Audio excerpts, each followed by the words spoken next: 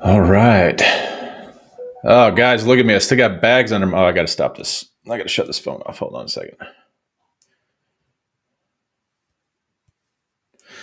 All right. Good morning, everyone. A very sleepy morning for me this morning. Got some bags under my eyes. Looking kind of rough. Hope everyone's having a great day. Hope everyone had a really fantastic Thanksgiving. My Thanksgivings last about 3 days. We have all kinds of, we make our rounds, make our have our visits with family and extended family and everything. And tell you, it's in some ways I'm kind of glad it's over with, just because it's so tiring. It wears me out. But we had a great Thanksgiving. I hope you all did too. And let's see here. Hey, there's Miguel again. Welcome back, man. I don't think we saw you last week, but good to see you. All right.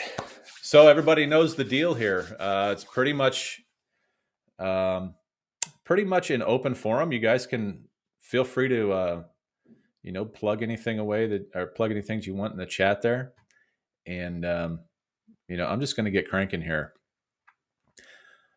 One thing, one thing that I've always been told, and one thing that my mentor certainly recommended to me was, and it's relating to subject to deals. We're going to talk about subject to deals today, and one of the things that I never really forgot, and it always sticks in my mind, and I actually have to remind myself from time to time, because when I do get these subject to deals, or when I'm talking to a seller about doing a deal, and I'm thinking, in my head, I'm thinking subject to. One of the things I always have to remember, and I always have to tell myself, is just because you can do a subject to deal doesn't necessarily mean that you should. And so today, what we're going to talk about is we are going to talk about situations and reasons why, or when it is not okay to do a subject to deal, when it's not okay to buy a property subject to.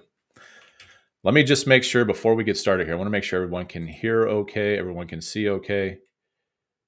Hey, good morning there. You guys know the deal here. With I think there's some sort of Facebook link that I can send, and so that you can click on it, and then I think I can see the names. But whoever that Facebook user is there, just understand that I don't know who that is. So, but good morning to you regardless. All right, everybody good? Everybody can hear, and everything is cool here. Let me get rid of some graphics here. Let's throw up the chat. Let's see, how do I do that? There we go. Let's throw the chat up here.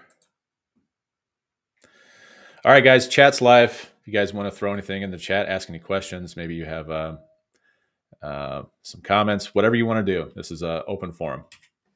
All right, guys. So when is it not okay to buy a property subject to?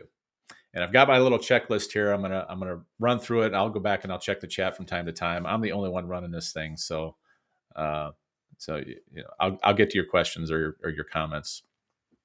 So let's not worry about that.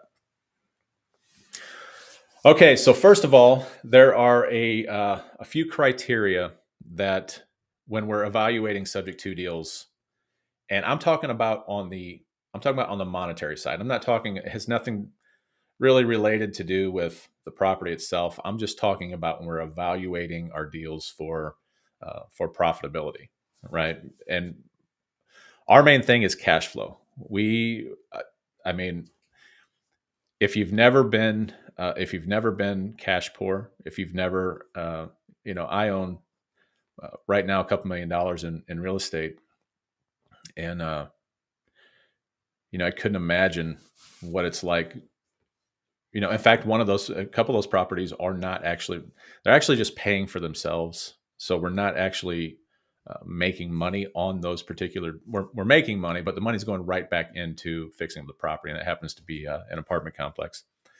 But so being cash poor is no fun. So we concentrate solely on cash flow. I mean, almost solely, almost not 100%, but so anyway, when we're talking about the monetary side of subject to deals and evaluating for those deals, there are three main criteria that must be met for every single deal that we do or that we buy subject to. And again, I'm going to repeat myself. We're only talking about subject to deals here today. Okay, so um, these three criteria must be met on every single subject to deal. All right. Number one is our upfront costs. So what I'm talking about is maybe you're offering cash to your seller. Maybe you're going to have closing costs regardless, whether you're closing you should be closing at a title company, but some of us sometimes that opportunity is not available. So it would be cash to seller, things like cash to seller, closing costs. Arrearages are a big one, especially coming out of this whole COVID thing.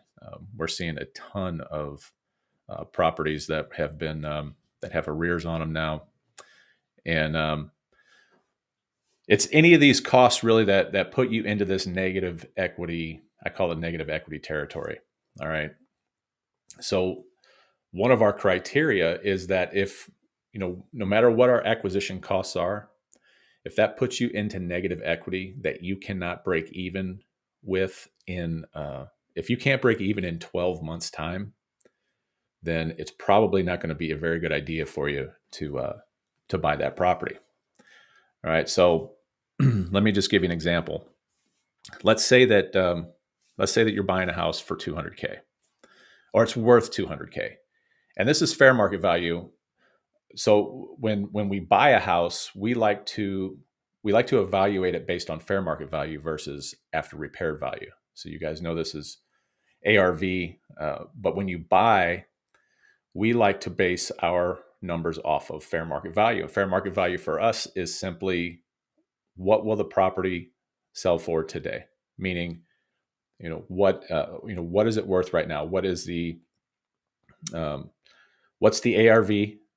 All right, minus the repairs. That gives us a fairly good fair market value. What would it sell for if we put it on the MLS? What would it sell for today? So we work off of fair market value when we buy. Excuse me. We work off of ARV when we sell. Okay, so if we're going to sell or finance, or if we're going to flip a property, we work off of ARV then. All right. So you're buying a house that's worth fair market value $200K.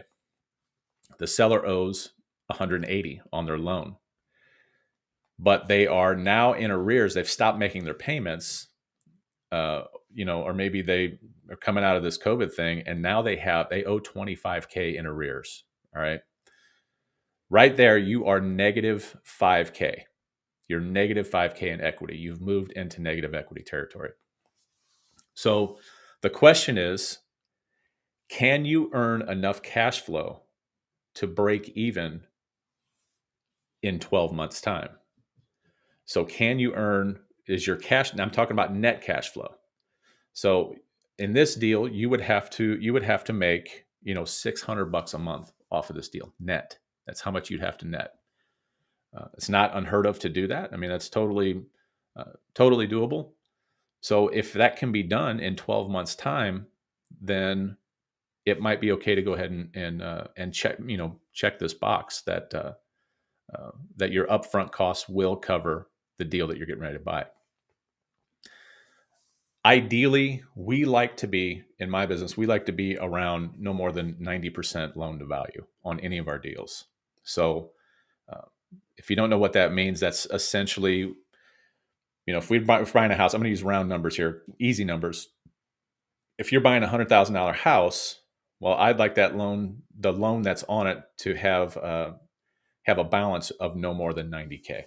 All right. However, we are able to move into this kind of negative equity territory because on those types of, in fact, all of my single families, I'm going to sell or finance my single families.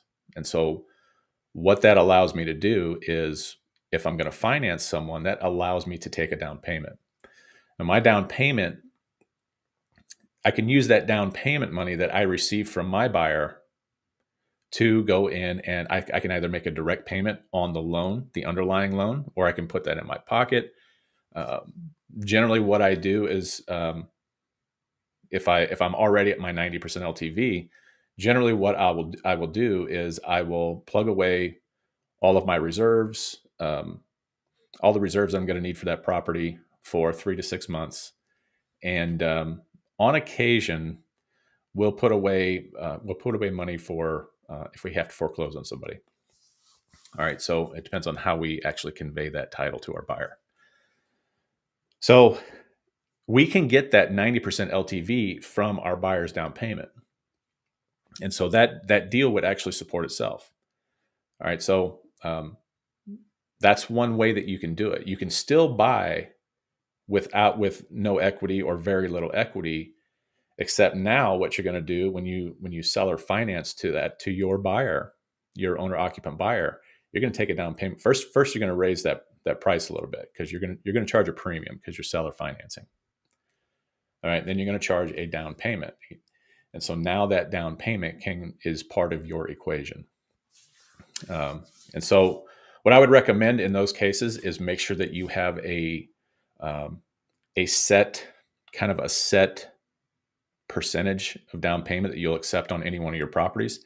That way you can when you're evaluating your deal, you can actually use that percentage on in the calculation of getting your deal done. You know what I mean? All right. hope that makes sense. That makes sense to everyone. All right. Okay. The second criteria is cash flow. So we have upfront costs, right? Second criteria is going to be cash flow. Now, keep in mind, all of these criteria have to be met. They must be met. It's not one or the other. It's not, we'll make up for it using this other way, this other profit source. They all have to be met. This is not an and or situation. All right. So our second criteria is cash flow. If you don't have a minimum monthly cash flow requirement set for your business, I recommend you go ahead and do that immediately. So what that allows us to do is say, let me just give you an example. Our minimum monthly cash flow requirement on any deal we do is $350 a month minimum. So, and that's $350 per month per unit. So if it's an apartment building, we need to be able to make $350 a month per unit on that apartment building. And it doesn't matter if this is a rental or if this is a seller finance deal where we're seller financing a buyer. We have to make $350 a month. All right, so go ahead and figure out what that is for you in your market. Figure out what you're comfortable with, and you can pretty much base your deals, your cash flow around that minimum requirement. Instead of just kind of, going in blind and seeing what the deal will actually pay, you set a criteria for what you're willing to accept. That's what I'm trying to say. All right. So monthly cash flow, it has to meet our monthly cash flow requirement. That's our second criteria. Our third criteria is our back end profit. So this is going to be profit whenever if we sell, or if we are seller financing a deal and the buyer is going to refi, it would be for when that buyer ultimately refis out. Okay. For us, we're not real stringent on this. For us, as long as we are 100% positive that we are not going to have to come to the closing table with any cash whatsoever, then we're pretty much good with that. Now, 99% of the time, we're going to make money on the back end as well. But you might run into a deal that maybe wouldn't provide for that. And we're really okay with that because, again, we are concerned with cash flow. Cash flow is of utmost importance for any business. So if we're 100% positive that we're not going to have to come to the closing table with any cash whatsoever upon the sale or refi, we're good because we've got the, however many years of cash flow that we've earned. And like I said, I really honestly can't think of one deal where we haven't made money on the back end. So it's very rare. We would like to make as much as we possibly can. Um, so those are our first three criteria. All right. And again, I'm talking mainly, this is primarily the monetary side. This is evaluating your deals for profitability. All right. So we've got upfront costs, cash flow, and then back end profit. Those all three have to work. The deal has to be able to pay for all of those. All right. Okay. Our second kind of category here has to do with the seller. And if you are dealing with a potentially, um, I, I say litigious, but then I feel like I have to define what litigious means. So I'm just going to call it a pain in the ass seller. If you're dealing with a pain in the ass seller, that would be a situation where you probably do not want to do a subject to deal. And honestly, this is the reason why we don't close per se. We don't close sub to sellers. Okay, we're not salesmen at this point. But I want to drive that home. We are not closers when it comes to subject to deals. We don't do any kind of sleazy sales pitches. We're not trying to convince them to do a subject to deal with us. We're not begging them to do it. We're not asking them to try it out. None of that stuff. These folks have to be on board with this, right? The very last thing that you want is a seller that you are in a potentially long-term relationship with. And that's ultimately what we're trying to do here. We're trying to utilize those super low interest rates on the loan that they have on that property already for as long as we possibly can. So that translates into being in a relationship with a seller for potentially a very long period of time. And so you want to have the utmost respect between yourself and your seller. It's a two-way road there. You're going into business with your seller. Also, I'd like to mention that if you've done your job right, you should be getting long-term commitments from your subject to sellers. Okay. Some situations won't allow that. A seller may want to be cashed out in, 1 or 2 years. We never make any promises to our sellers on when their property is ultimately going to be paid or when that loan is going to be paid off. We never make that promise. We certainly never put it in writing. And it's not, I've kind of said it before. I've kind of said it before. Well, I kind of lost my train of thought. Let me go back to this. Seems low for effort and risk. You prefer 500 for sure. I think that's John. 100%, man. It's whatever your tolerance level is. It also depends on what your exit strategy is. So John says it seems low for the effort and risk. I prefer 500 a month. 100%. And I'm pretty sure, John, you're out in California, a little higher cost of living. So let's say this is a very personal thing. All right. All right. Back to this bullet point here. We don't make promises on when we're going to pay that loan off. And primarily the reason is because it's not because we're trying to take advantage of anyone. It's because you don't know where the market's going to be in 2 years. You have no idea. You don't know where the market's going to be next year. We just went through this thing. Nobody had any indication. Nobody was able to predict what happened with the real estate markets last year and these crazy valuations and these increase in valuations over the past year. It's been bananas. So that is the reason that we do it. It's a way to mitigate risk. And again, it sounds as if we're trying to get over on somebody, but it's really not the reason why. It really isn't. So the last thing on earth that you want, though, with these sellers is some kind of a jaded seller. You don't, and I can speak to this from personal experience. I think I've told many of you on these calls that I had someone up until about about a year and a half ago that I bought this property. I mean, this was 6, 7 years ago.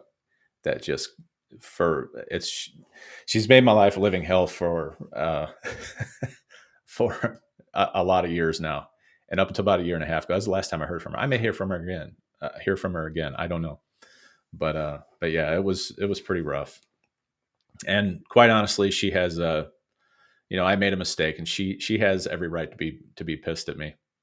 Um, it's just some things that happen, and some things that you can't avoid. This particular situation, I can get into it a little bit later, but I actually could have avoided this. I just made a mistake. I made a mistake with her, and she's never let me live it down. So, um, so yeah, we want to be. Point number two is that we want to be dealing with sellers who are on board with us. We want people. We actually what we really like to do is we like to bring our sellers in. We like to give them little jobs and little things to do, things that to bring them in and be a part of the team. They have to be a part of our team, and a solution for us to get the deal closed. All right. So that's ideally where you want to be. You want to have someone who's totally on board with you, understands what's going on. They're a part of the team. They're actively participating in getting the deal done. All right. All right, number three. So we've got our deal evaluation aspect of it. We've got the seller, dealing with the seller aspect of it. Number three is has to do with terms of the loan that you're taking over. Of course, you're going to do your evaluation. You're going to find out whether or not the deal will cash flow for you and all that good stuff. That's not really what I'm talking about. I'm talking about mainly adjustable rate mortgages. For the most part, you want to stay away from adjustable rate mortgages. I say for the most part because with adjustable rate mortgages, there is something called a lifetime adjustment cap. And this is basically the ceiling for how much a lender can raise that rate during that term. Okay, so you may get in, you may have a seller who has an arm that is currently sitting at 5.5%. But that lifetime adjustment cap may be at 8%. So you're never going to know. You're never going to know when that rate is going to or could potentially rise. So I say avoid these for the most part, because if you can be super conservative with this, if you can run your figures and your numbers at that 8% cap, and all of your numbers still work out, then you're going to be okay. So it can only if you run your numbers at that 8% cap and you're super conservative, and that's how you evaluate that deal, then you can only win if that rate drops. So always evaluate. If you're going to get into an arm, you have to find out from your seller what that lifetime adjustment cap is, and then run all of your numbers at that cap, because it can never go above that cap. All right, so that's number three. Number four. This one's kind of hard for me to explain, admittedly, and it's really a simple concept. I just have trouble explaining it. If you are expecting to pull equity out of a deal that you buy subject to using a home equity line of credit, or maybe a second mortgage from, and these would be from institutional lenders. All right. If you're expecting to do a HELOC or put a second mortgage on a property that you own and that you've taken subject to, I will tell you that institutional lenders do not like to lend on properties where your name isn't on the first mortgage. All right. I have not found one. I've been doing this. I've been buying subject to for 7 years now. I have not found one that really likes that scenario. All right. If you find one, don't ever lose their number. Okay. And secondly, if you happen to find one, make sure you share their name and number with me. I'd appreciate that. But yeah, it's virtually impossible to do a home equity line or a second mortgage on a property that you own subject to. Very, very difficult. All right. So if you've got a ton of equity in a deal, in a subject to deal, let's say the terms on that subject to deal are so good and it cash flows so well, but you've got all of this equity sitting in there that you'd like to tap into. There are a couple of other ways besides institutional lenders that you can do that. One of those ways is a regular old line of credit. All right. And a line of credit, there are many, many ways to get a line. You can get a personal line of credit, a business line of credit. But let's just say that you're applying for, you know what, let me pause this real quick. Let me just make sure we've got Florida. Okay. All right. Yeah, guys, if you have any questions about any of this stuff that I'm talking about, go ahead and throw it there in the chat. All right. So one of the ways you can pull that equity out is a line of credit. All right. So you're applying for a line of credit. And this, like I said, this is just a regular old personal or business line of credit. Imagine this, if you will. Try and build this picture in your mind. What is the first thing that a lender is going to ask for when you are applying for a line of credit? Go ahead and throw that in the chat. What's the very first thing that it's going to be a requirement for you to show your lender if you are trying to get a personal or business line of credit? I've got some takers here. I would love to see your answers.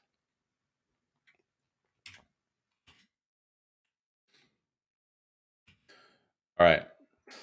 Very first thing they're going to want to see is a personal financial statement. And it doesn't matter if this is a business or a personal line of credit. They're going to want to see your personal financial statement. All right. Your personal financial statement is going to list all of your assets and all of your liabilities. Assets are going to be things like, I don't know, all the properties that you owned. Those would all be assets. Okay. And really, those aren't really assets, but in the bank size, those are assets. Those are assets that they can take from you. Okay, so they're assets to the bank. They're really not assets to you if you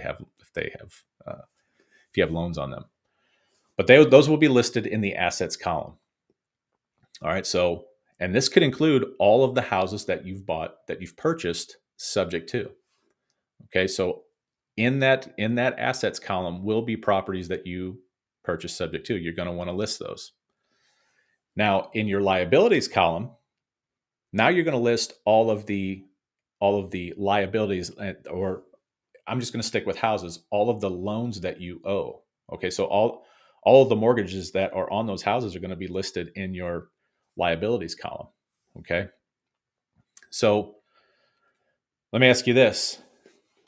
Do you list the loans that aren't in your name in the liabilities column? Do you think you do that? Are those loans your liability? If you've purchased a property subject to and the loan is in your seller's name, is that your liability? The answer to that question is no. So if you can imagine this personal financial statement where you have all of these assets, you have, maybe you've got some properties you've purchased with institutional money, and now you've got listed properties that you've purchased subject to. The liability portion of those, of course, you're going to list the loans that are in your business name or your personal name. You're going to list those as liabilities. Okay, so those are just going to be there. They have to be there. But the loans that are listed in somebody else's name, those are not your liability. This is kind of that. This is that inherent nature, this inherent non-recourse nature of subject to, right? If you stop making payments tomorrow, is that reflected on your credit profile? And if it's not, that is not your liability. Okay. Now, I absolutely would not recommend, all right, that you stop making payments on the loans that you've taken subject to. I am simply trying to show you here that this is another method for pulling equity using a line of credit. Do not stop making those payments. That's not what I'm telling you. It can get you into a lot of legal trouble if you do that. All right. It's not what I'm trying to say. So really the gist of this is going out and getting a line of credit using those properties subject to in your personal financial statement, but you're not listing the loans because they're not your liability. All right. They're in somebody else's name. You're not legally liable for those. You have not signed a note. You haven't signed there's no mortgage or deed of trust that has your name on it. So it's not your liability. Okay. All right. A couple other ways. Let me look at my checklist here. A couple other ways you can do this, meaning pulling equity out of these deals.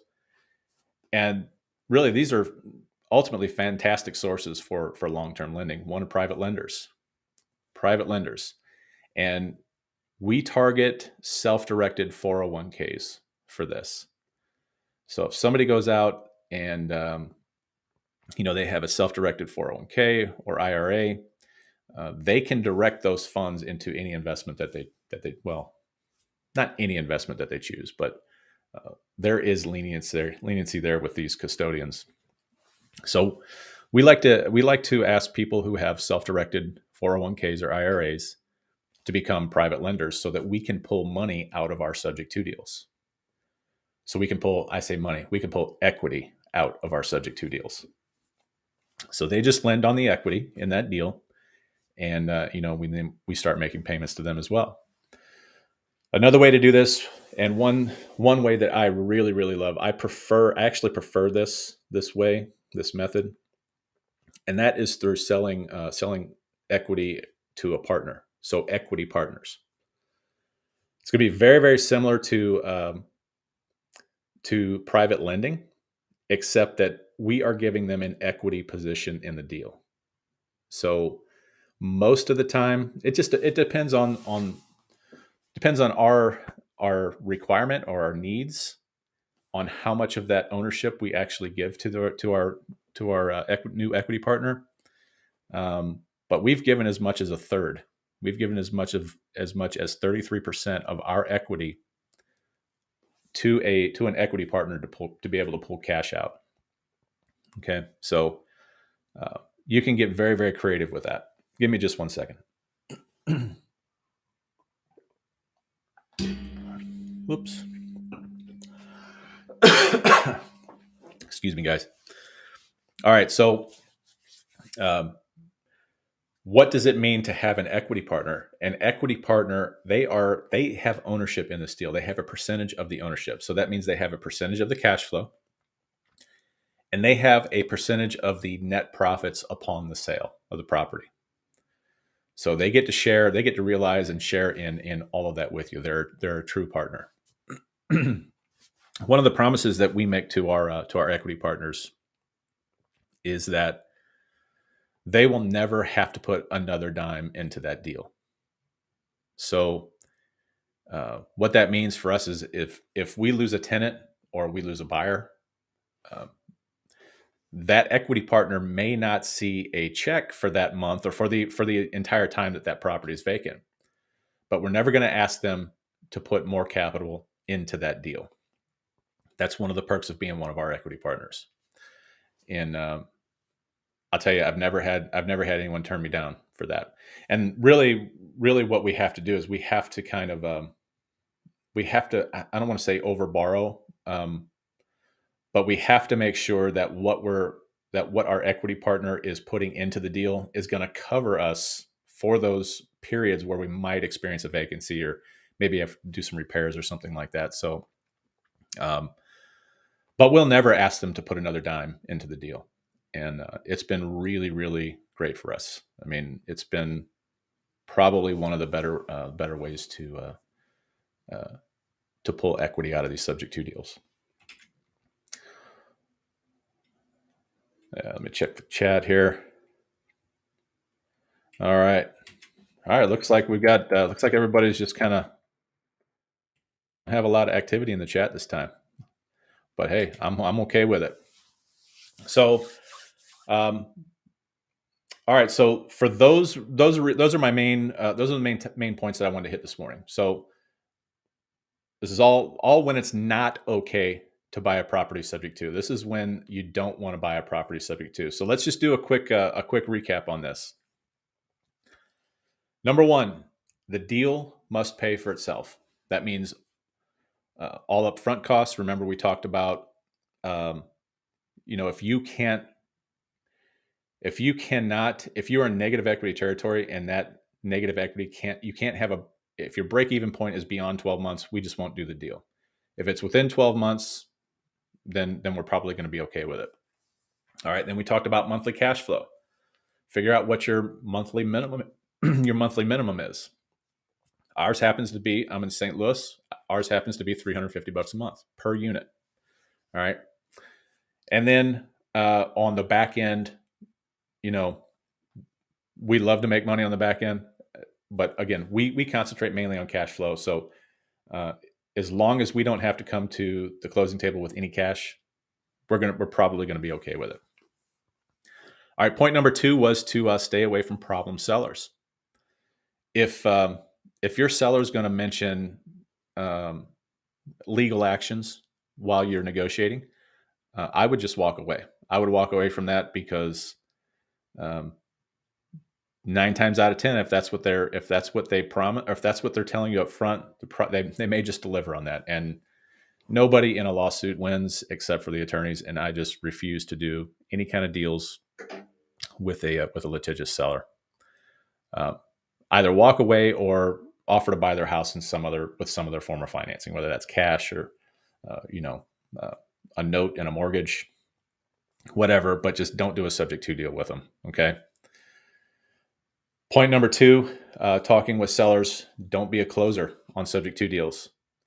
You have to work as a team with your seller to get a subject to deal closed. All right. I mean, it's just so important. And then if you can do this, you can avoid you're never going to be able to avoid legal actions entirely. But if you're on board, if you have all the right disclosures, everybody's up front, you've kept them informed of literally everything that's going on. If you can do that and you can be totally transparent with them, you're going to be successful with this. Do not make promises that are not 100% accurate. And I'm telling you, I don't know. I guess maybe I'm kind of the jaded buyer, I suppose, because as much as I tried to do correct in that one bad deal I talked about, it's still and everything's been made whole. It's just the idea. This individual that I'm talking about is just the idea that I didn't do this one thing that I promised to do. So make sure you're 100% accurate on the promises that you make. Point number 3 was to stay away from arms for the most part. Evaluate your deals. If you're going to get into a situation where you're going to buy a property subject to that has an adjustable rate mortgage on it, make sure that you are running your numbers at the lifetime adjustment cap, whatever that's going to be.